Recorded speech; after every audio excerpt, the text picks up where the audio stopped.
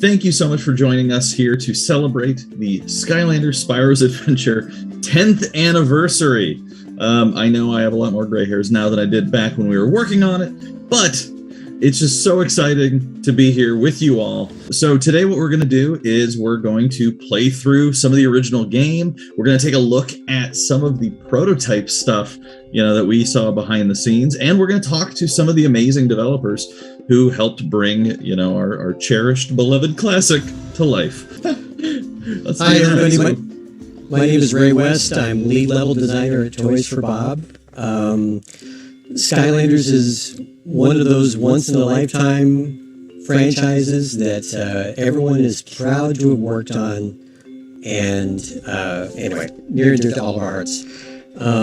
Back in the day, I was senior game designer. I did a lot of level design and mechanics design, and also a lot of cutscenes. A lot of stuff to keep track of for a game this size. Thanks, Ray. Good to be here with you. It's really an honor to be representing all of the studios that worked on the Skylanders series over the years. Call out Vicarious Visions, Beanox, all of our wonderful QA testers, Right. Red Octane, so many great partners over the years. For the original Skylanders game, I did combat design and Skylander ability design. Working at the studio, we got a copy of each toy and each one of the games, obviously. And I didn't have kids at the time. And so I patiently collected these over the years for my own benefit. But then in 2016, had a son, and now he's 5.5 years old. Getting to see him enjoy the magic of Skylands at our house now is really special. Tell us what you did on Skylanders and what your favorite memory is. Hi guys, my name is Paul, and when we were making Spyro's Adventure, I was lead animator. So I brought my custom t-shirt to represent in animation. And I just got to say, I think one of my favorite memories about developing the game was just that as an animator, this whole project was such a dream, because to breathe life and invent personalities into such a wide cast of characters, we're coming up with new worlds and new stories, new characters, new technology, new genre of gaming. Like this, there was just so much trailblazing that was going on, and creatively, it was very inspiring to take on that challenge. My name's Daniel Akeda. I'm a senior artist, and at the time I did level art, and I also worked on optimization and working on the ports of Skylanders. For Skylanders, I was working on the Activision publishing side in central design, and I came up and was at Toys for Bob a lot. My favorite thing with the first game was when the game came out, and we thought it was going to be huge, but nobody knew, right? It was still a little like, okay, let's see what everybody thinks. But it came out the same week as Battlefield 3, so the reviews were all delayed a little bit. But that meant we got to see a lot of people in the community putting things up on YouTube before any of the actual reviews came out. Like Teal Game Master, he did a whole playthrough series that we were all watching. And there were a bunch of other people, making up songs, just that, like, it was really cool to see people engaging with it. And then all the reviews came in a week later. So that was just one of my favorite things. Hello, everyone. My name is Chris Nelson, and I was an engineer on Skylanders doing tool programming, but then I switched over to making boss battles in the middle of the game. And it is really cool to be able to talk to everyone who played our game. It's so cool you're all here. And one of my favorite memories, I suppose, I have too many, but I think just like seeing everyone being excited about the game, enjoying the game. Like, we got so many nice fan letters and fan art, and just the joy, seeing your joy at what we created was just magical for us. So thank you so much for all of that. So my name's Andy Salvo. I am currently the lead animator at Toys for Bob. When I got started on Skylanders, I was a gameplay animator, and primarily I animated a ton of Skylanders. After the original Skylanders, I became the cinematic lead, and I focused more on story and taking some of those wonderful cutscenes off Ray's plate. So he didn't have to script everything along the way. I've never worked on a game where there have been this many playable characters up until that point or since. None of us have. Yeah, and it was really amazing because generally, you spend, when you have a playable character, that's primarily what you do over the course of the game, and you focus down on that one single person or that one single character to make sure they're perfect. With Skylanders, it was like, okay, you've got another one in 2 weeks, so let's get going. So you'd just be burning through characters and coming up with ideas, and I think that kind of dovetails into my favorite memory of working on the original Skylanders. It was really that there were so many things happening, so many characters, and so many even enemies and things to get done that we generally get to a point where the animators and the designers and everybody were so swamped that every idea would get considered. So an animator could come up with an idea for a Skylanders motion or move set or attack, and the designer would be like, sure, let's try it. And we ended up in this place where it felt like such a wonderful collaboration between the different teams and creating each one of those characters. My name is Lou Studdert, and 10 years ago, I had made my way out of QA and became production coordinator at Activision to work on Skylanders, and along that way kind of figured out what I wanted to do and where I wanted to be in game development, and also got to learn how to be, a demoer and presenter of Skylanders. And so one of my favorite memories was just kind of making my way into this wonderful, weird streaming space and YouTube space and demo space to help represent the amazing work the team did. And I still remember with the first game, we didn't want to talk about really the technology that went into it, and just wanted to present the magic. And I still remember people getting really upset, going, "Yeah, well, how's it work?" I'm like, "Oh, it's magic. Clearly, it's you put it on there and they come to life." No. Like, what's in it? Like, how do you do what's going on? And having almost getting into fights because it was so magical. In every Skylander. Yeah, that they wanted to know how it really worked. There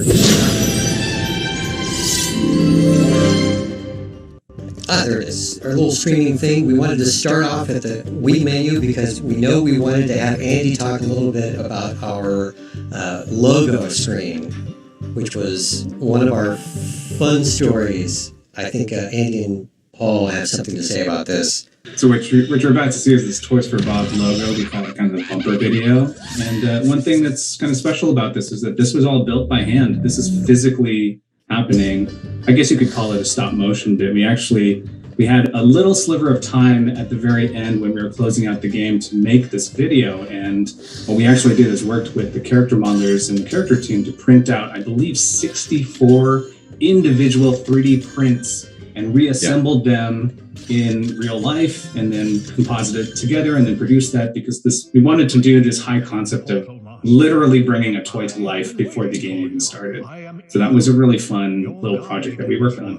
With the 3D printer technology at the time, we were using sandstone prints, and they were very fragile, but they did allow for colored prints. So it was really just as simple as using the same process we were using to print prototype toys and use those as the frames of animation. And it actually became this is actually using sandstone technique. Oh, there's a sandstone. Yeah.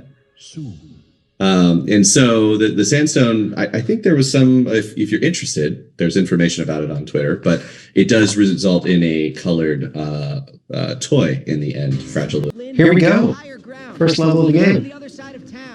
Flynn's already made his appearance. Good luck, Hugo. Actually leads to a great question we got from I'm So Cool and Cool on Twitter, which is, why is Flynn so cool? Right, and my answer to that is Patrick Warburton and our entire team of voice actors were brilliant.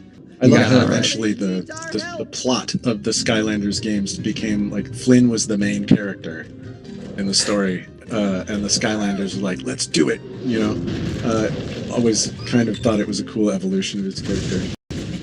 It's kind of by necessity too, because I remember, in terms of the cinematics, we really tried to get the Skylanders be an active player in those, but we don't know who you're playing as, and we didn't have to create like hundreds of different variants of these cinematics just so that we could accommodate. Right. So, you know, Right. these NPC, these non-playable characters are really the storytellers of this game.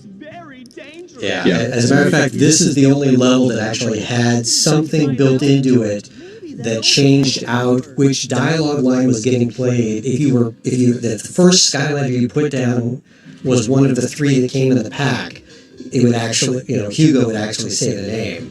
Skylanders Spyro's Adventure use a different engine on the Xbox 360, PS3, PC, Mac compared to the Wii version of the game? It's a great question.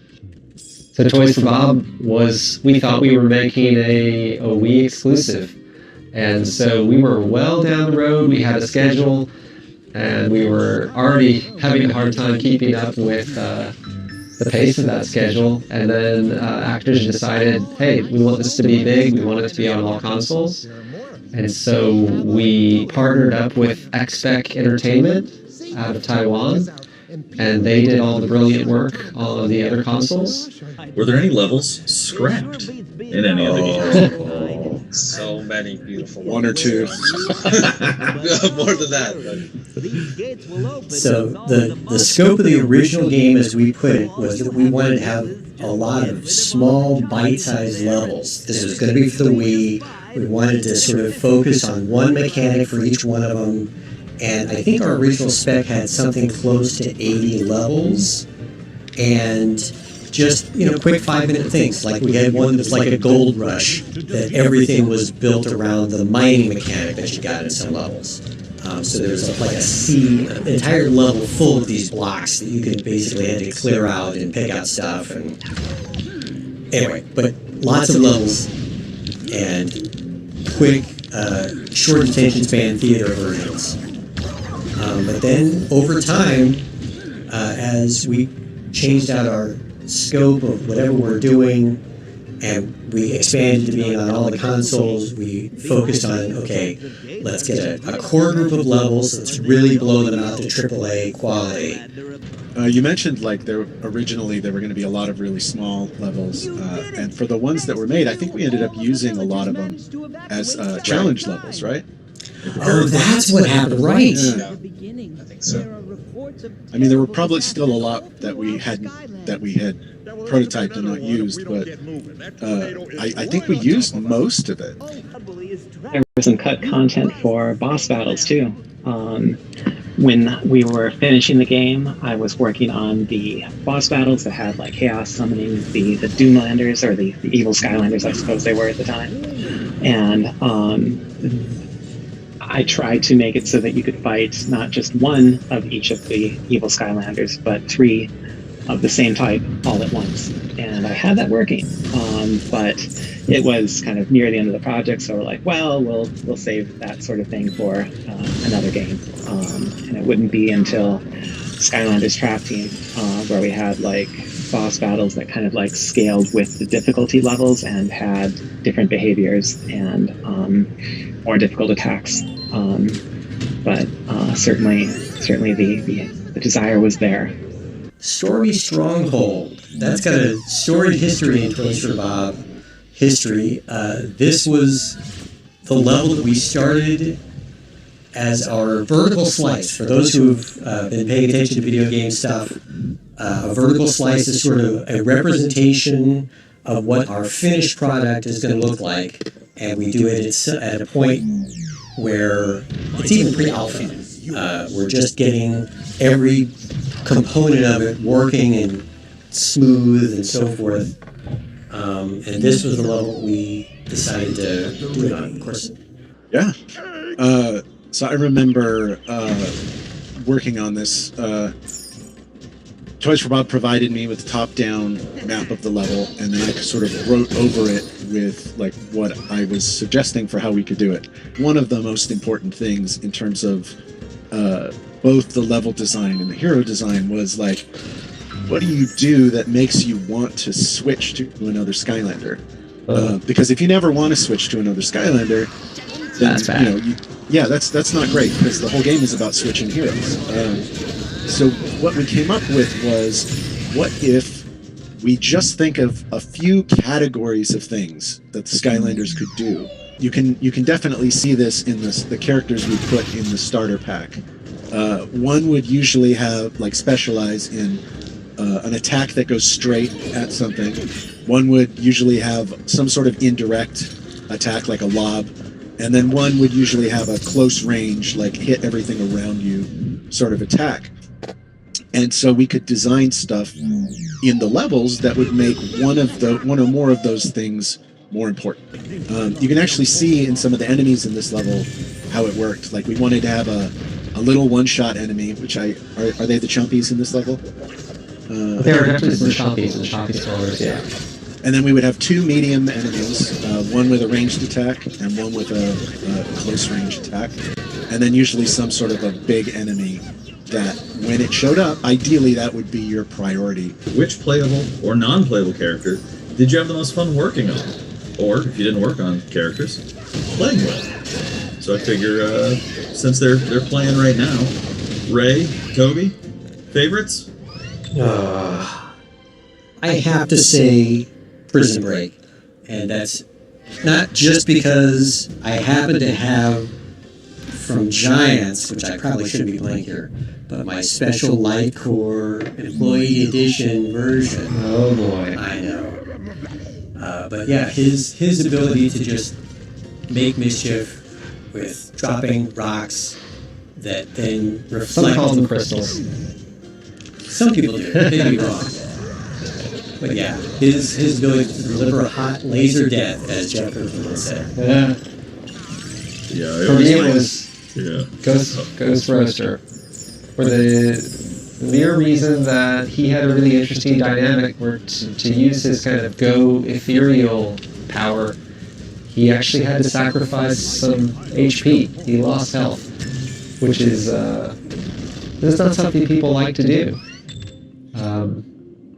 And it's cool that made it the ship version of the game. Along similar lines, Trigger Happy, who used to be known as the Golden Sheet, he actually shot his own money, so he would lose gold as he was attacking enemies, which was a really interesting dynamic. He could also steal gold from enemies, but we ended up not shipping with that because people love their gold too much, and we thought that would be a popular choice. Mike, what's your favorite? Wrecking Ball. Because he's the most adorable Skylander until Chopper, way later in the series. But no, I mean, in a series full of monsters that all had spikes and sharp edges, we had this one little round, gigantic-eyed, long-tongued, adorable, whatever the hell it is, right? I think I have to agree on this. I have a soft spot in my heart for little chibi-like characters, and usually the proportions are either they're 1 or 2 heads tall. So Trigger Happy, definitely Chopper. Chopper was the dinosaur one, right? And that one was a great one. And Pop Fizz. Those characters were just so bouncy and squishy and so small and cute, but devastating at the same time. Gotta go back to our stuff. I'd have to also say Wrecking Ball. I just loved seeing. I worked on the levels, so I didn't really know. And when I was testing them, we'd have little chips to test out the characters, and I could drop it in there. And so this weird blue ball rolling around. Well, I was going to say Drobot too. The reason for that, though, is because that was the one of the characters I designed an ability for. It was the hover strafe, where you could just strafe side by side and move slowly and aim accurately. But in terms of the entire cast, I was really happy when this guy, the Chompy Mage, became playable. I worked on the Chompy Mage boss battle, and there was a lot of bullet hell inspiration for that, obviously. I mean, Trigger Happy is really high on the list because working on him was a blast. And he did come a long way during development. And I remember when I first started animating him, you get this character that's basically a raindrop with arms and legs sticking out of his head. And it's how are you supposed to do anything without, a spine or a waist or knees? I mean, he's just a little guy. But it actually just was very freeing. So you were able to just animate basic shape movement around the screen and have as much fun with it as you wanted. And I just thought that was really a blast to animate. And then Chop Chop would be the other one that I had a soft spot for, because working with the designer on that, we had a really good, it was Nat Lowe, I think, was the designer on that one. And we had a really good back and forth on Chop Chop, and we had a lot of ideas for what he was supposed to be. And I do remember his animation folder was just a wasteland of ideas that we tried, it didn't work. I mean, at one point he had a 9-way attack combo, and you could switch back and forth between the A and the B button, which would go sword, shield, shields. Like, however you finished your combo would be, the finisher would be based on the other 2 attacks that were in the 3-part combo. It was just like, it was way too complicated, but it was also really cool. Yeah, and as for me, I've got a giant zoom background of my favorite here. I've got Double Trouble peeking in over my shoulder. I love the character, how he plays. I loved the personality. It always felt really great to feel smart, kind of kiting the enemies and leaving little Double Troubles behind you that would take them out for you. But also, I just also loved the tiki kind of style of the character, especially when I'd always come and visit the Toys for Bob studio, because all of our, cubicle areas and everything have kind of thatched, bamboo appearances. You can kind of see it behind Toby and Ray, and so it always just felt like a perfect fit for the game in the studio. I don't know if there's a story, but I remember his name, we used to call him Mesmorph Wizard. All of these characters, we would have like 50 different names. It would be super confusing because in the tool, we would save it as one thing, and then later on, it functionally changes to something else, and we would call it something else. Somebody would spell it wrong. For the longest time, he was like more of a conventional, traditional wizard, and he had like the big, long beard. There were certain personalities at Activision that was not really a big fan of the things that came out of the nerd dungeon, I guess. Yeah. I think it was also like, kids don't want to play as old people. Case in point, Bomb Troll, who eventually became Boomer. So when you make a video game, you have to prove to your publisher that it's a good idea and that it's going to work, and that you're technically able to create it. And so you produce a prototype of the game, which is usually in a level, or in a game like this, a level. And so we made a level that, this is before portals even really existed, before our RFID. Our character cast was very small, and we wanted to get some ideas on screen to prove both to Activision and to ourselves that it was a good idea. And we happen to have captured it, a video of it, and we're going to show it to you right now.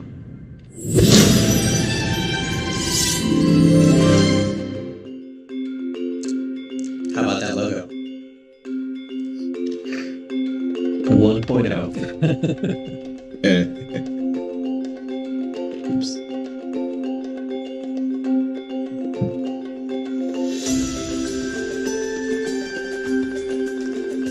We called Skylanders Minions back then. There was a long set of discussions about what they would be called, wasn't there? Champions, Minions.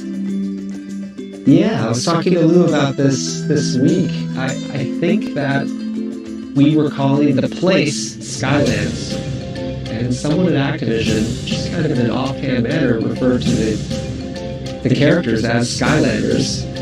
And boy, what a great name for a series. I think it may have been Donna Wu. Yeah, that's right. Yeah, I remember her. She whenever we'd have all these meetings to name the characters, she's like, "Yeah, I already named the game. I'm good." And then she would. So you can't top that. Here's the beloved Cyclops Snail. We have to switch away from him because he can't open the rocky cave opening. But Cyclops Snail was an early favorite in the studio.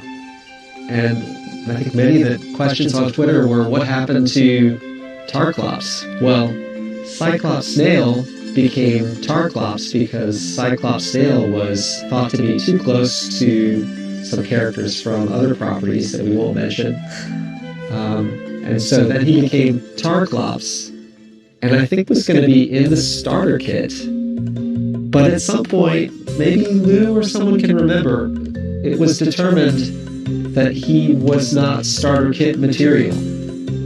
And that's when Trigger Happy joined the fun.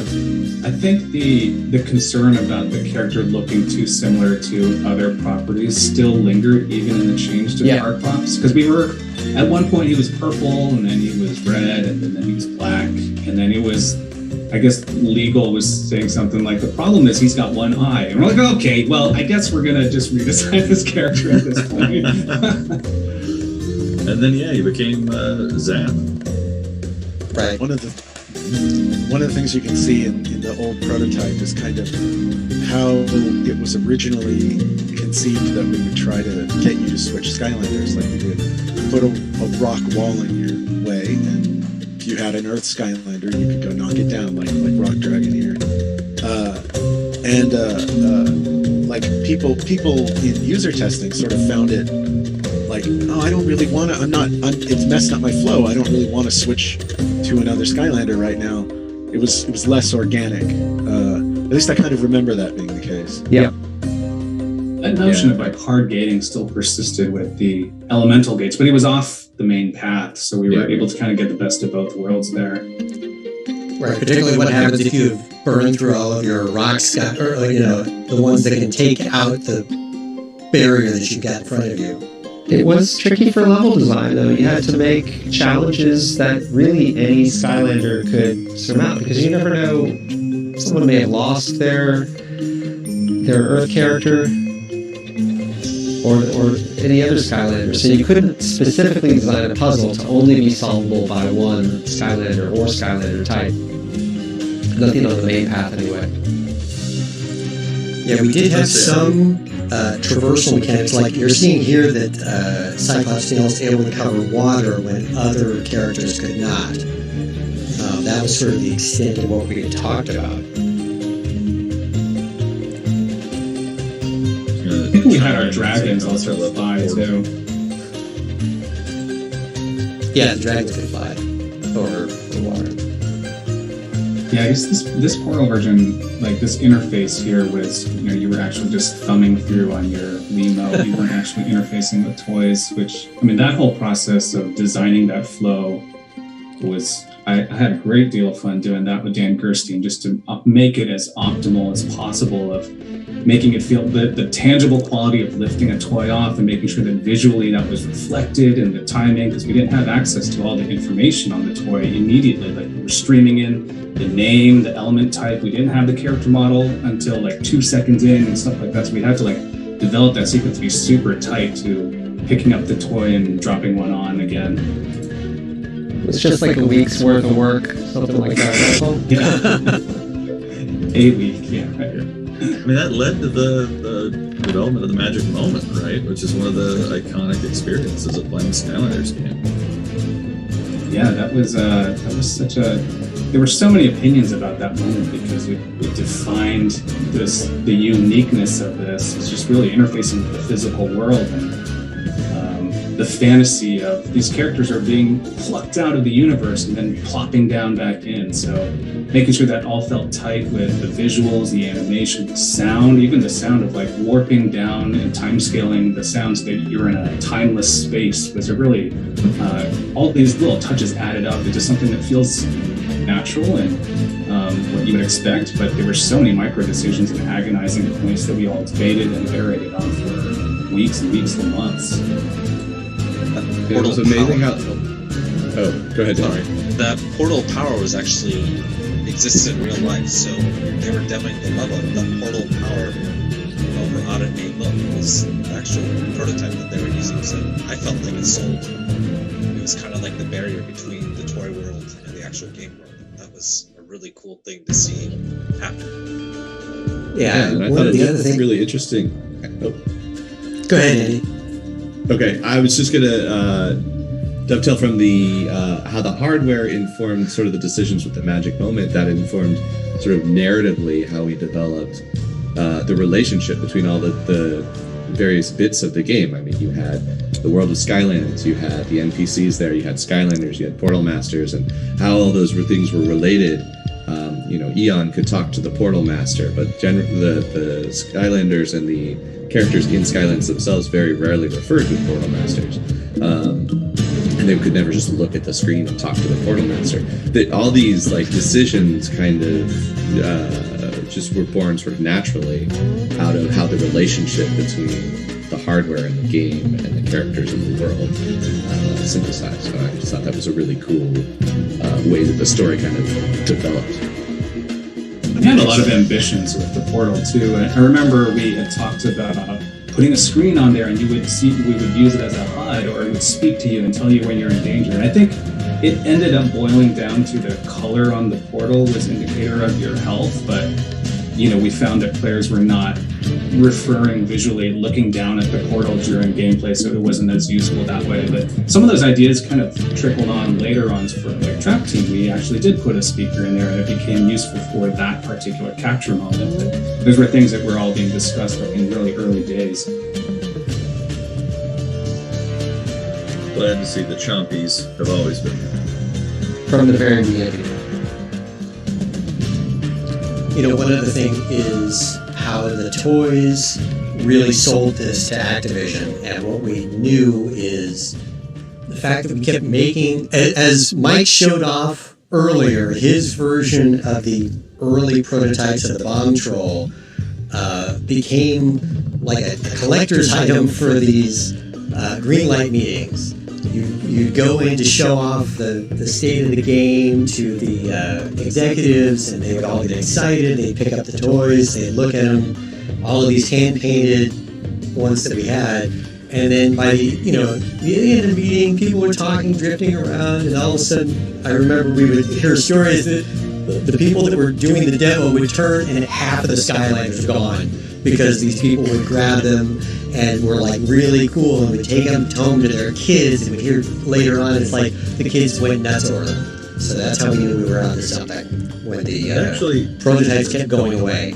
That's actually a really good, real quick segue into the notion of how we got, initial prototypes, right? Because initially, this was before 3D printing, really. And so all of the original ones were hand sculpted, out of clay, hand painted, and then to duplicate them had to work with other teams to then duplicate out of hand sculpting the ones that were made by the studio, and then all of these crazy, ultra, rare handmade things were the initial Skylanders. And then obviously 3D printing came into being, and the studio was quickly populated with refrigerator-sized 3D printing units. Stop talking about it. This is too good. Yeah, so by the way, what you're seeing right now is something that we threw in late at night. It's an Easter egg for the people that got to play the prototype. They managed to click through the 80 prompts we put in. Chompy Madness. We were just talking about how the hardware and the magic moment kind of affected how we thought about everything. One of the ones that always struck me was we need to let them play with their toys the way they want to play with their toys. Yeah. Because the way you play with toys is different than the way you play a game. And we always wanted to honor the fact that you have these toys. Let's let you play with them how you want.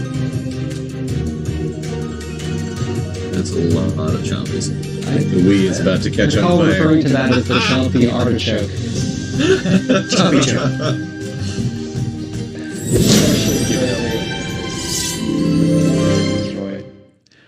So, we actually have some of the initial, let me see if I can get it on the camera here, but it's this is one of the molds that we did to make the Cyclops Snail that, just standard resin built out of a mold, and off. Out he comes. One of a kind. And then that's, the hand-painted version. And I think that one was sculpted by Eway, right? yeah. Yeah, I remember Eway and Irene painting those too. Yeah.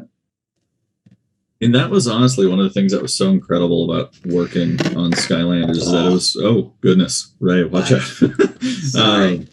Is that it was literally like making two different products at the same time, right? And so you had a whole team of video game developers making, video games. And then it's not like toys are an afterthought. I mean, toys are a monumental, development process, from just what they look like to what pose they're in to the actual just manufacturing of that many physical things.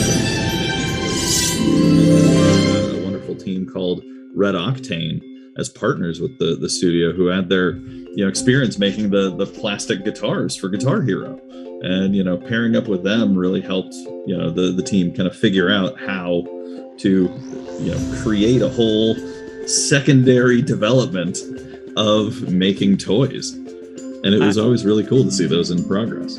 I know. I have to say that, at least in level design, when we were first talking about it, I kept expecting someone to finally run the numbers and say, you want us to make how many millions of toys? And just, shut down the whole thing. But to their credit, they kept looking at it and seeing how people will respond to, this, the cycle of just taking the cool toy and looking at it and putting it down and seeing it come to life in the game was wild. I remember at one point we were talking about the number of toys being built as like the number itself was so big that it was hard to fathom. So the way that we would describe it was, if you stack them one next to another, they would reach Mars. We never got to Mars.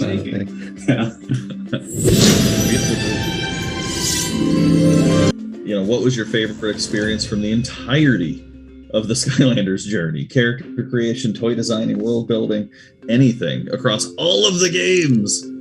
We had talked at one point about, what's a new gimmick, what's something else that we can do.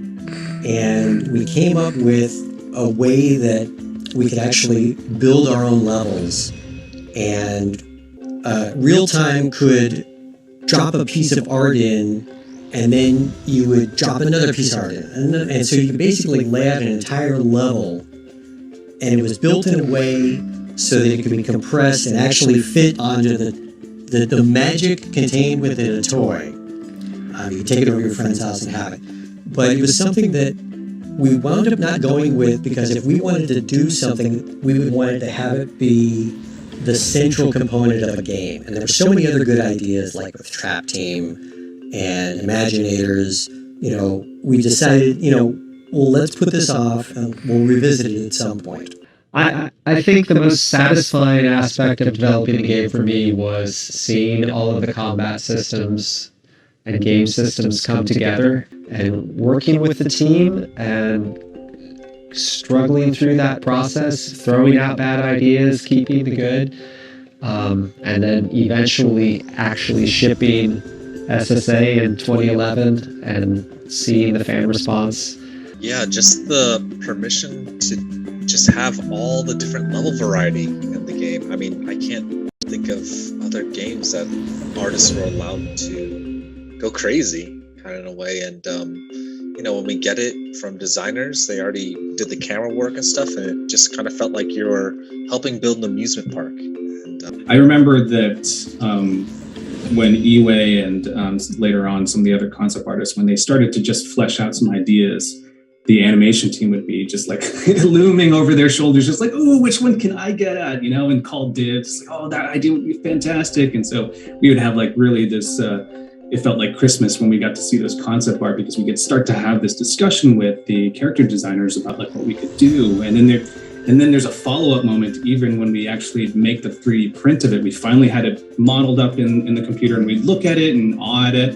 But the moment that we could hold it, for some reason, just being able to touch that character just inspired a different level of thinking beyond all the conceptual stuff and the conversations that we're talking about in abstract. So that was very special, and something that just an experience you wouldn't have in any other video game. So each of us on the stream has like favorite games from our childhood, and not just favorite games, but games that are special to us. And if you're watching the stream out there on Twitch, Skylanders might be something like that for you. And like being able to work on a game that is special to people, like that's why we're here. That's why we try so hard to just try to pay that back and put something special into the world. So once we were seeing that people were having that reaction and loving the series so much, that just like warmed all of our hearts so much. And then I guess a side that we hadn't talked about was like just going into toy stores like Toys R Us and seeing the giant displays after every release. Like, wow, that was just something unfathomable. For me, Skylanders was the first game I worked on where like YouTube was a thing. I could all of a sudden see people playing through my game and interacting with content that I'd made and talking about it, right? Like it was like user testing, only way better, because they were constantly saying what they were thinking. And it just made me a lot better at my job, but also was just, so rewarding to see how much it meant to people. You're going to toy stores, like Chris said, and seeing the Skylanders section and overhearing, people talking about like what they wanted to get, and seeing kids excited about it. Like it was just so. Or I could talk to people who had kids and they knew about what I'd worked on. I had never worked on anything like. If you talk to people in the industry, they all know who Ratchet and Clank is, but like, the person who cuts my hair didn't, but that person had kids, so they knew about Skylanders. So yeah, it was just a very, very interesting experience. Cool. Yeah, I know for me, I think Chris said it really well, and I got to do a lot of really cool tours and show off the game to so many people, and I got to. None of that compares to getting to harness dad joke energy and figure out what to name and, help with the taglines on characters. And I still remember my first two. So my first tagline was for Shroom Boom of he shoots, he spores. And my first Skylander was on Giants was Thumpback.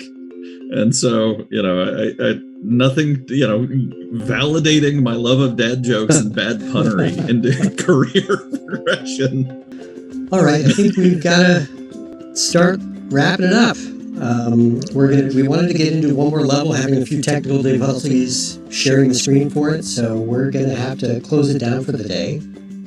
See you guys in a year for Skylanders Giants. Yeah, Skylanders Giants. Just in case you guys were wondering. I do, real quick, I just want to say, thanks to everyone who's tuned in. Thank you so much for sticking around, warts and all. We'll get better at this. Hopefully we can do it again. Maybe in a year, maybe sooner. We'll see. How about tomorrow?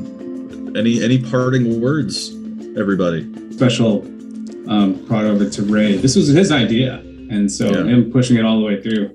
This was really fun, and I hope people enjoy this. Maybe we'll do more of them. We love making Skylanders games for you, and we miss doing that. So thank you for being on the journey with us. Thank you, Portal Masters. Such a joy. Yes. Chaos still owes me $5. Thanks for loving the game as much as we love making the game. Paul? Boom!